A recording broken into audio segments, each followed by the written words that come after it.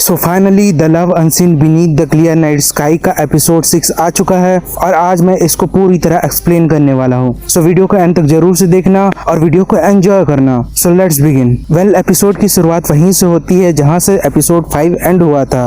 एक clear night sky में sudden काले बादलों से घिर जाता है और तेज बारिश होने लगती है और स्कूल के स्पीकर से सडन अनाउंसमेंट होती है कि तेज बारिश की वजह से फायरवर्क फेस्टिवल को कैंसिल किया जा रहा है।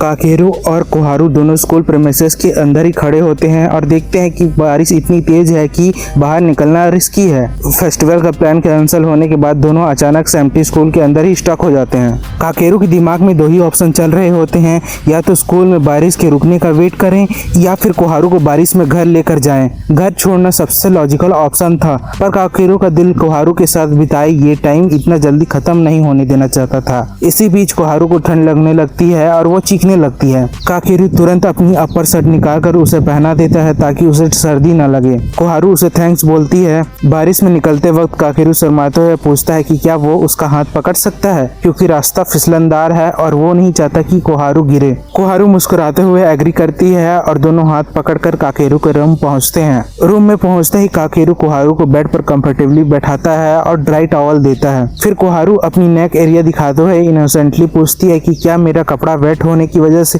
ट्रांसपेरेंट दिख रहा है। काकेरू ये देखकर कंप्लीटली फ्रस्ट्रेटेड और शॉक हो जाता है। वो दिमाग में ही सोचता है कि अगर मैंने इसे सच बताया कि कपड़ा पीक थ्रू हो रहा है तो ये शर्म के मारे पानी पानी हो जाएगी। इसलिए काकेरू एक जेंटलमैन की तरह तुरंत टॉवल उसके शोल्डर्स पर रख देता है और शर्माते हुए बोलता है, डोंट वरी, कुछ नहीं दिख रहा है। कोहारू के शोल्डर्स पर टॉवल रखने के बाद काकेरू शर्माते हुए नीचे फ्लोर पर बैठ जाता है। काकेरू के दिमाग में हजार बातें चलने लगती है। वो सोचता है कि ये लाइफ में पहली बार हो रहा है जब वो किसी लड़की के साथ रूम में अकेला है। हालांकि डॉम में लाने का डिसीजन उसी का ही था, पर फिर भी उसकी हार्ट बीट इंसेंटली फास्ट चल रही होती है। दोनों के बीच 2 मिनट तक एक गहरी साइलेंस छाई रहती है और इसी ऑकवर्ड मोमेंट को तोड़ने के लिए कोहारू पूछती है कि क्या ये डॉम तुम्हारा है, जिस पर काकेरू बोलता है कि वो इसी नारुमी के साथ शेयर करता है। इसके बाद कोहारू काकेरू के बेड को टच करती है और पूछती है कि ये बेड तुम्हारा है। काकेरू को हाँ बोलते ही कोहारू एक चल्डी स्माइल के साथ काकेरू के बेड पर जंप कर लेती है और लेट जाती है। लेकिन जैसे ही वो बेड पर लेटती है उसकी फ्रॉक थोड़ी साइड होने की वजह से उसकी थाई एक्सपोज होने लगती है।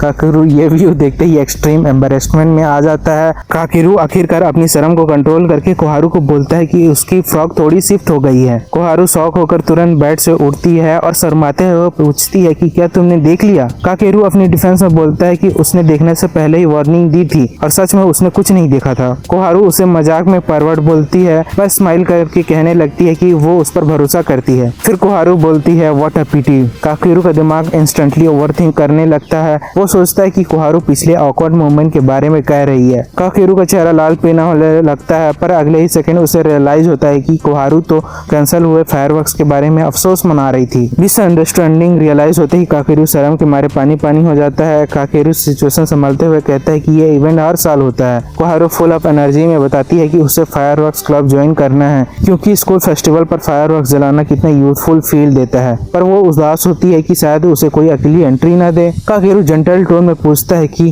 क्या मैं तुम्हारे साथ ज्वाइन करूं? कोहारू खुशी में झूम उठती है और पूछती है कि क्या वो सच में ऐसा करेगा। काकेरू अग्री कर लेता है और उनका प्लान सेटल हो जाता है। इसी बीच बाहर बारिश हल्की होने लगती है। काकेरू खड़ा होता है और बोलता है कि बारिश धीमी हो गई है तो अब वो उसे सेफली घर छोड़ने चल सकता है। दोनों एक अम्ब्रेला के नीचे कोहारू के घर की तरफ चलना शुरू करते हैं। अम्ब्रेला छोटा होने की वजह से दोनों एक दूसरे के बहुत पास होते हैं। काकेरू नोटिस करता है कि रेन की मिट्टी वाली स्मेल कोहारू के शैम्पू की महक के साथ मिक्स हो रही है। काकेरू का दिमाग वियर्ड और रोमांटिक थॉट्स की तरफ जाने लगता है, बट अपने दिमाग को भटकाने और जेंटलमैन बनने रहने के लिए काकेरू अपने दिमाग में जोर जोर से मैथ्स के कॉम्प्लेक्स फार्मूला और इक्वेशन सॉल्व करने लगता है। दोनों थोड़ी दूर आगे चलते हैं और अचानक शांति छा जाती है। कोहारू थोड़ा हेजिटेट करते हुए नर्वस टोन में पूछती है, काकेरू कुन, क्या अभी तुम्हारी कोई गर्लफ्रेंड है? काकेरू एकदम सरप्राइज रह जाता है और बोलता है, गर्लफ्रेंड? नहीं, मेरी कोई गर्लफ्रेंड नहीं है। जब काकेरू बोलता है कि उसकी कोई गर्लफ्रेंड नहीं है तो कोहारू एक बहुत ही लो टोन में फुसफुसा कर कहती है, दैट्स ग्रेट। काकेरू सरप्राइज होकर पूछता है कि तुमने ऐसा क्यों कहा? कोहारू का चेहरा एकदम लाल हो जाता है और वो पैनिक करके कवर अप करने की कोशिश करती है। वो बोलती है कि तुम मेरे साथ हमेशा इतने अच्छे रहे हो, अगर तुम्हारी गर्लफ्रेंड होती तो मैं तुम्हारा हाथ पकड़कर तुम पर बर्डन नहीं बनती। काकेरू थोड़ा हेसिटेट करके शर्माते हुए बोलता है, मुझे लगा तुम मुझे लाइक करती हो। कोहारू ये सुनकर शॉक रह जाती है। काकेरू बोलता है कि मैं ऐसे जोक्स नहीं सहता। कोहारू क्यूट एंग्री फेस बनाकर बोलती है तुम मीन हो, और उसका हाथ और टाइट पकड़ लेती है। घर के बाहर पहुंचकर कोहारू एक इनोसेंट क्वेश्चन पूछती है, क्या तुम्हें पता है ब्लाइंड लोग चेहरे कैसे पहचानते हैं? वो हाथों से टच करते हैं। क्या मैं तुम्हारा चेहरा टच कर सकती हूँ? काकेरू उसे परमिशन देता है। कोहारू उसे थोड़ा नीचे झुकने को बोलती है और अगले ही सेकंड कोहारू आगे बढ़कर काकेरू की लिप्स पर एक बोल्ड किस कर देती है। काकेरू के कन्फेशन से पहले कोहारू का ऐसा इंसेन कॉन्फिडेंस देखकर मजा ही आ गया भाई। किस करने के बाद कोहारू शर्मा कर घर के अंदर चली जाती है। काकेरू रास्ते पर अकेला फ्रोजन खड़ा रह जाता है। वो शौक में रह जाता है कि आखिर हुआ क्या अभी।